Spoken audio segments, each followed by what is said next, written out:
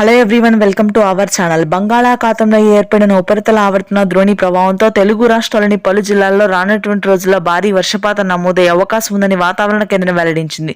వివరాల్లో కనుక వెళ్ళినట్లయితే రానున్నటువంటి 4 రోజుల పాటు తెలుగు రాష్ట్రాల్లోని పలు భాగాల్లో తేలికపాటి నుంచి మోస్తరు వర్షపాతం మొదలై ఆ తర్వాత భారీ నుంచి అతి భారీ వర్షపాతం కురిసి ఆ తర్వాత ఉష్ణోగ్రతలు పెరుగుతాయి.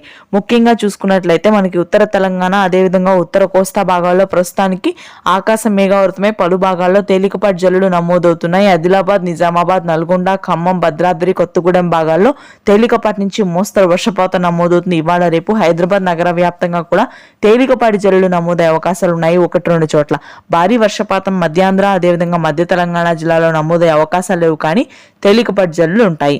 గుంటూరు, కృష్ణా, కోనసీమ భాగాల్లో కూడా అక్కడక్కడ తేలికపాటి వర్షపాతం నమోదవుతుంది. మార్చి 10 తర్వాత అత్యధిక ఉష్ణోగ్రతలు నమోదవుతాయి. మిగిలిన ప్రాంతాల్లో కూడా దాదాపుగా 30 డిగ్రీల 35 డిగ్రీల వరకు కూడా ఉష్ణోగ్రతలు చేరే అవకాశం ఉంది తెల్లవారుజామున సమయంలోనే. ఇకపోతే మనకి మధ్యాంధ్ర అదేవిధంగా దక్షిణ కోస్తా భాగాల్లో కూడా పొడి వాతావరణం ఉంది. రాయలసీమ వ్యాప్తంగా ఇప్పటికే భారీగా ఉష్ణోగ్రతలు పెరుగుతున్నాయి. 35 డిగ్రీల వరకు ఉష్ణోగ్రతలు నమోదవుతున్నాయి. మరింతగా పెరిగే అవకాశం ఉంది. రానున్నటువంటి రోజుల్లో వర్షాలు నమోదు కావు. Thanks for watching this video.